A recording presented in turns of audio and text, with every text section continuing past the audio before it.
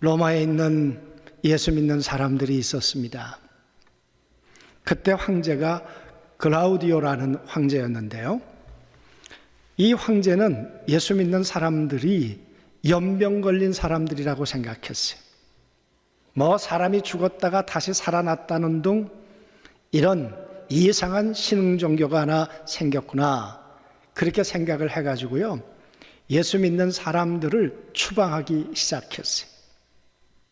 그래서 고향을 버리고 직장을 버리고 친구를 버리고 울며 배를 타고 난민처럼 떠나는 사람들이 예수 믿는 사람들이었어요.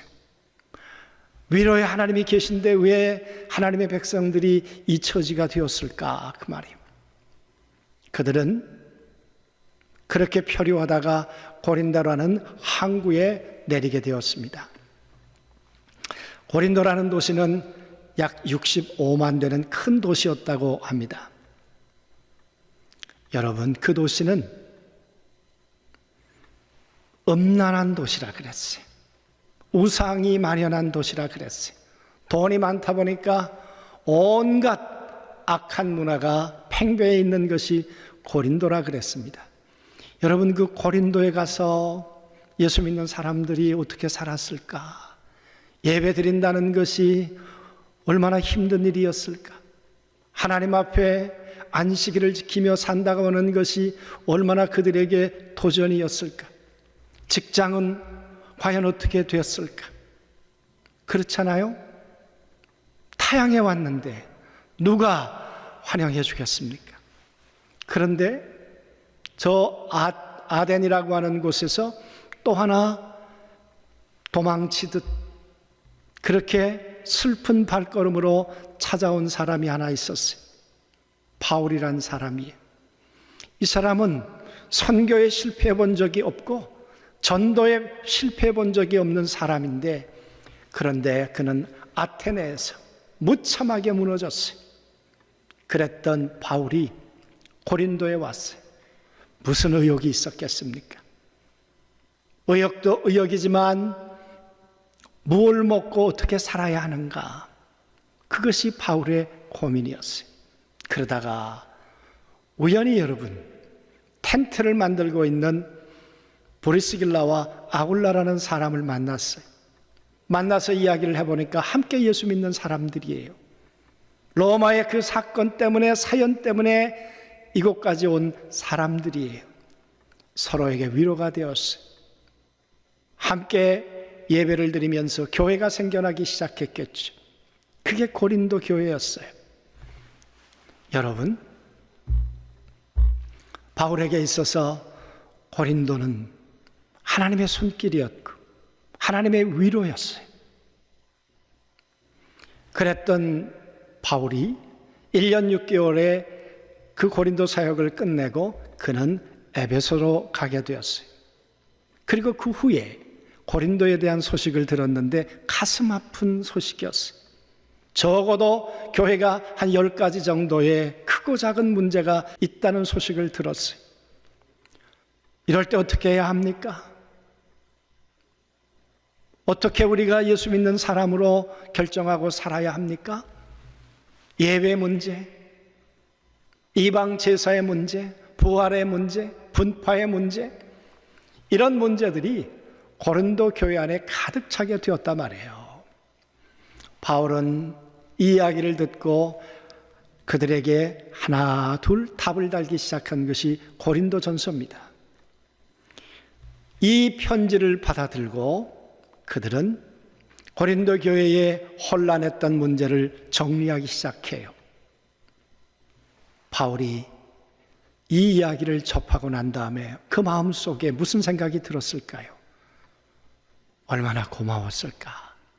그러면서 또 한편 그 고린도 교회 성도들 생각할 때마다 가슴에 드는 생각은 위로하고 싶은 거예요. 그 타지에 와서 예배 드릴 때 어려움은 없었을까? 기도할 때 어려움은 없었을까? 직장 생활에 어려움은 없었을까?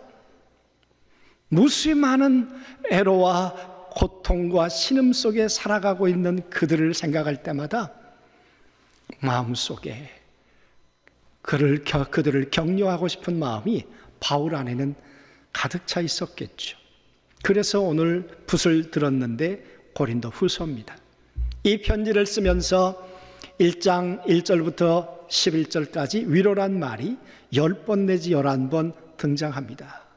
그러니까 바울의 가슴으로부터 그들을 위로하고 싶었던 거죠. 여러분, 하나님이 계신데 왜 그들은 이렇게 난민처럼 이곳에서 만나야만 했고, 그리고 그것에 남겨진 사람들은 왜 이렇게 어려운 삶의 상황 속에서 살아갈 수밖에 없었을까? 그 말이에요. 바울은 그들을 생각할 때마다 마음에 애잔함이 밀려왔겠죠. 여러분, 오늘 우리들의 모습은 어땠을까요?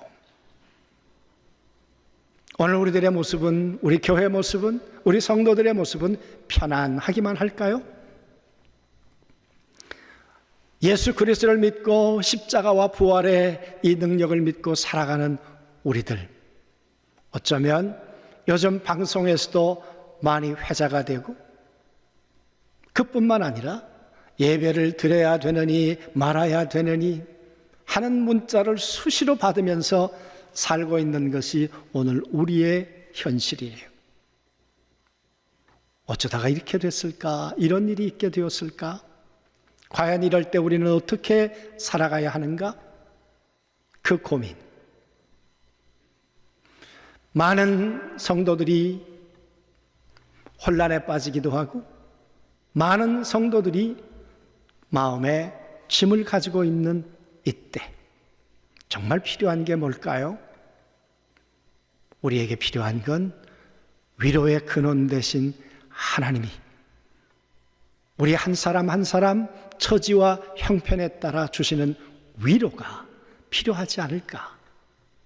그리고 우리가 하나님으로부터 받은 위로를 우리에게만 담고 사는 것이 아니라 우리를 통해 누군가를 또 위로하며 살아가야 되는 것은 아닐까?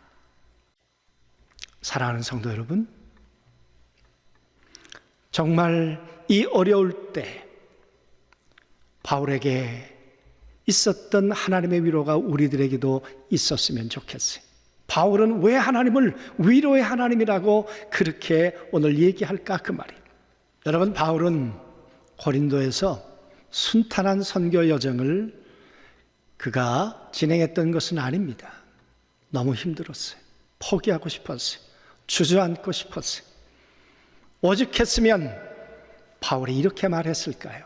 발에 먼지까지 떨어버리고 나는 이곳을 떠나겠다. 그런데 사도행전 18장 9절에 보면 하나님은 바울에게 이렇게 나타나 주셨어요. 밤에 주께서 환상 가운데 바울에게 말씀하시되 두려워하지 말며 침묵하지 말고 말하라. 내가 너와 함께 있으며 어떤 사람도 너를 대적하여 해롭게 할 자가 없을 것이니라. 이는 이 성중에 내 백성이 많음이라 하시더라. 내가 너를 도울 거야. 내가 너를 해할 사람이 없도록 내가 지켜줄 거야. 바울이 왜 고린도를 못 잊어요? 이 위로의 하나님을 만난 거예요.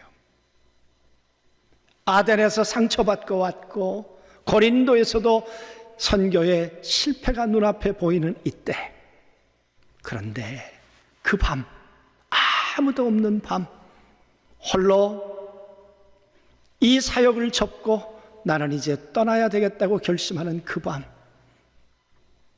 사람도 친구도 내 고민을 모르는 이 밤, 하나님은 찾아오셨어요.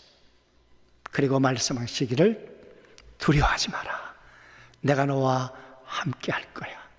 바울, 걱정하지 마. 걱정하지 마. 이 위로의 하나님, 그 밤을 어떻게 잊겠어요? 그 고린도를 어떻게 바울이 잊을 수 있겠어요? 그래서 바울은 고린도를 생각하면 위로의 근원 되신 하나님이 그 가슴 속에 되살아나는 거죠.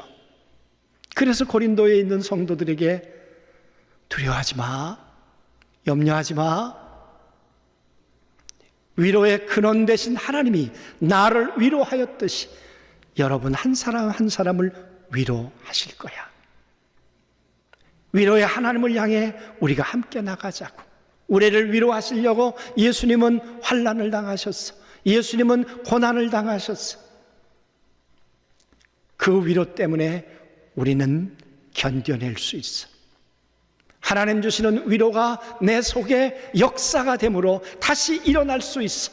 내가 그랬던 것처럼.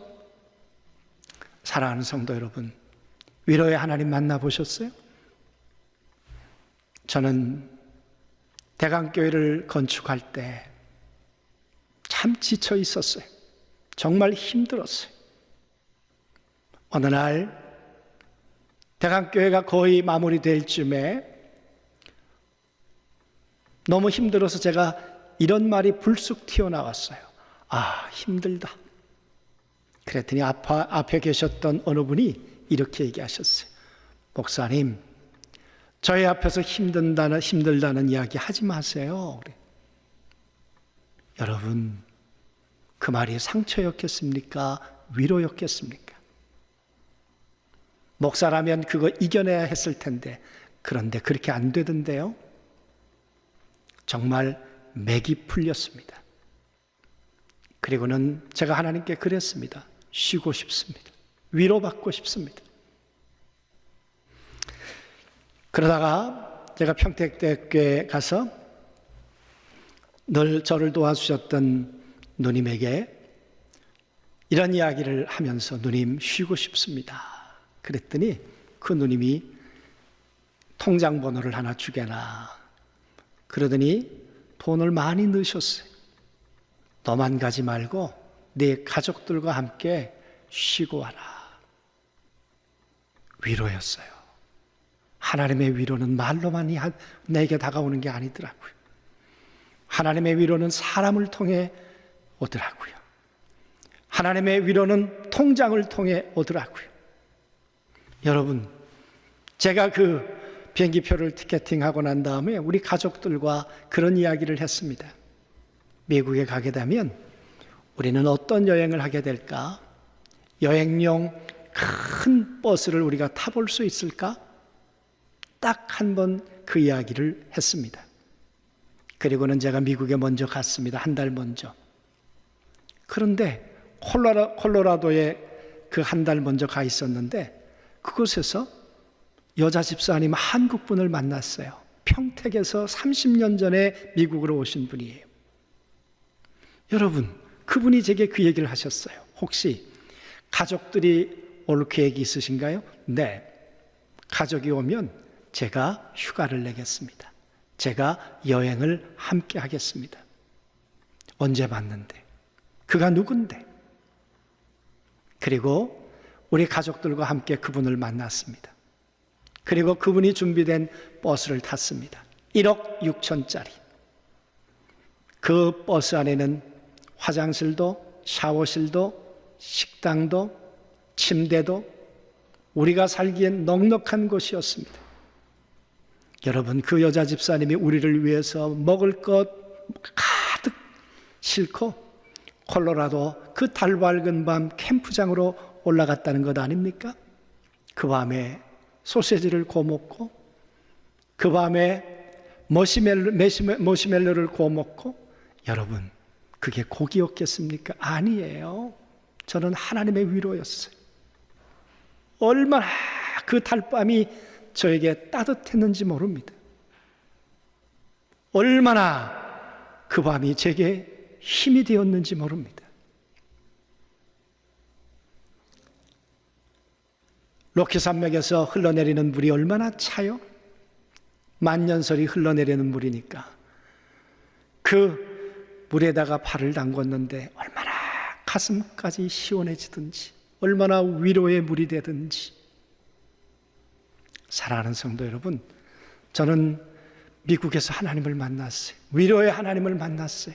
그래서 저는 힘들 때 콜로라도를 생각해요. 그 달밤을 생각해요.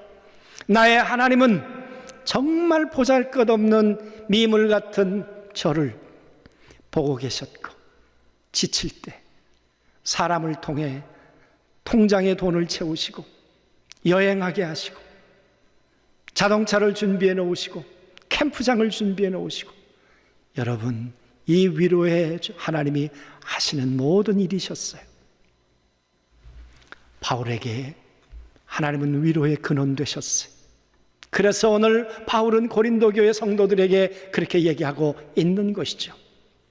예수 그리스도가 이 땅에 오신 이유는 우리를 위로하기 위해서, 우리의 구원을 위해서 이 땅에 오신 것처럼 그분을 통해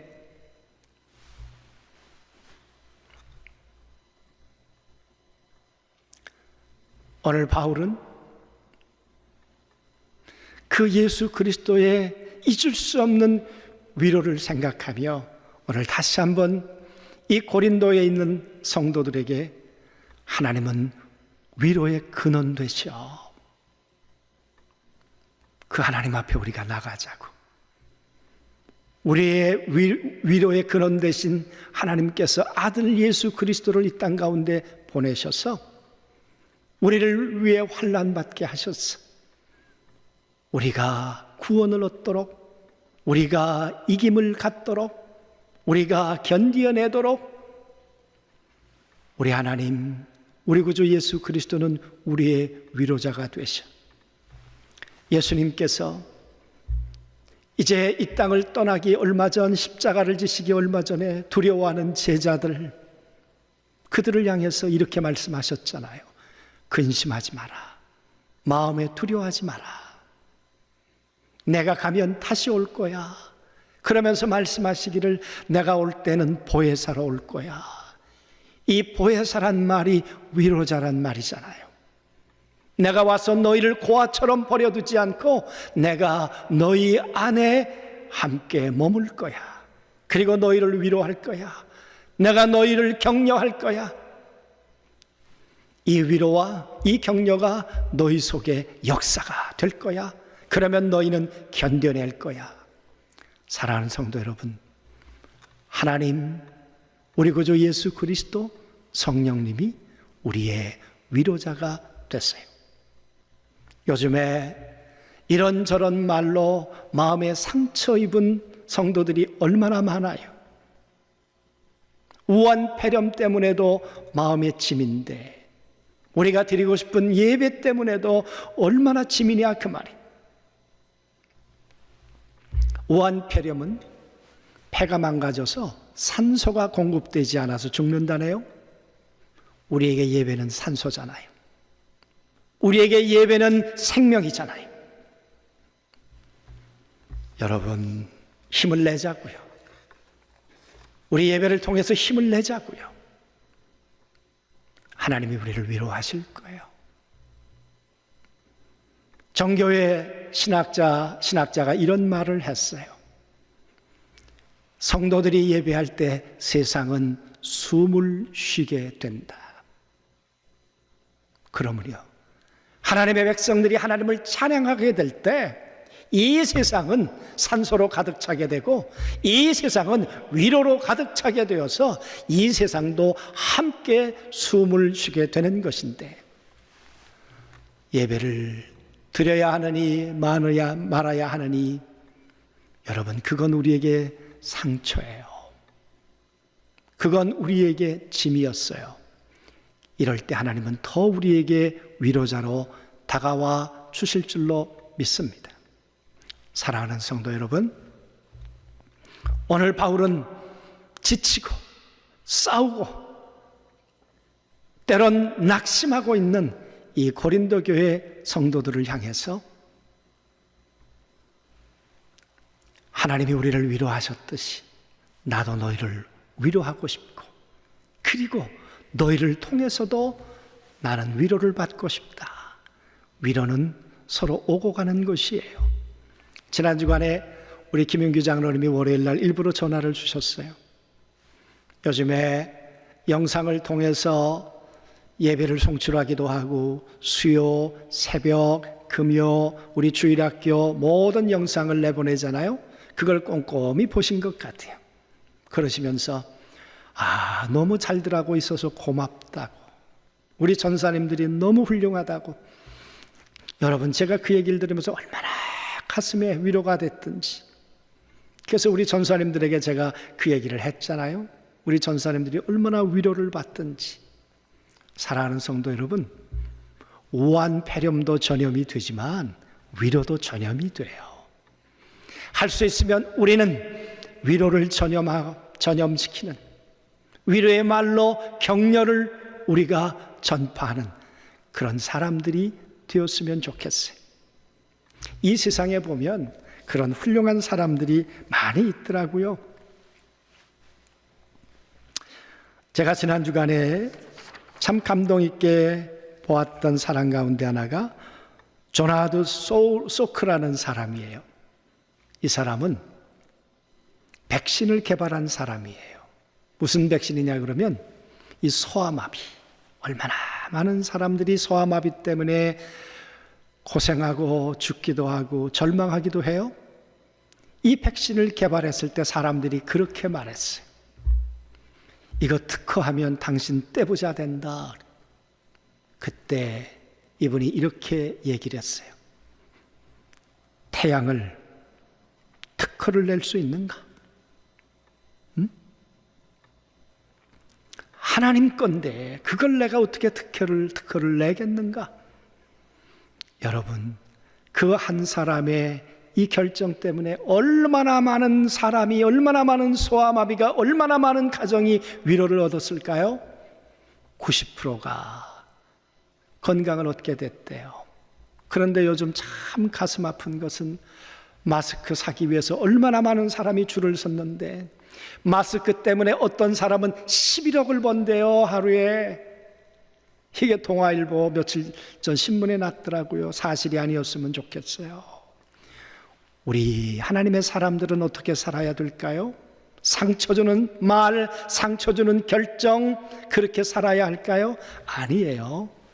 우리는 위로자가 되고 위로를 전염시키는 자가 되어서 우리가 살아갔으면 좋겠어요. 위로는 가슴으로부터 와요. 따뜻한 가슴으로부터. 하나님의 가슴은 따뜻해요. 그래서 위로의 근원이 돼 주실 수 있었어요. 오늘 이 시간에 우리의 마음이 히팅이 되었으면 좋겠어요. 그리고 위로는 사람으로부터 와요. 내가 위로의 사람인가, 상처를 주는 사람인가? 예수님은 우리를 위로하기 위해서 십자가에 돌아가시는데 빌라도는 자기의 정치적 야심 때문에 예수님을 십자가에 못 박았어요. 여러분, 우리는 빌라도일까? 우리는 예수님일까? 위로는 주머니로부터 와요. 하나님께서 제게 넉넉한 비행기 값을 주셨어요. 주머니가 닫히면 위로할 수 없습니다. 위로는 우리의 말을 통해 와요. 할 수 있습니다. 어깨를 펴십시오. 턱을 위로 세우십시오. 그리고 내가 너와 함께 할 겁니다. 이 말, 사랑하는 성도 여러분, 어려울 때 우리가 이 마음, 이 주머니, 이 말을 가지고 우리 주변에 있는 사람들을 격려하고 위로해서 쓰러져 있는 이들을 세워갈 수 있는 우리가 되었으면 좋겠습니다. 우리 대구에 어려운 당하는 분들을 위해서 우리가 이제 헌금도 좀 하자고요. 그래서 정말 그분들을 좀 따뜻한 마음으로 그들을 격려하고 위로하자고요.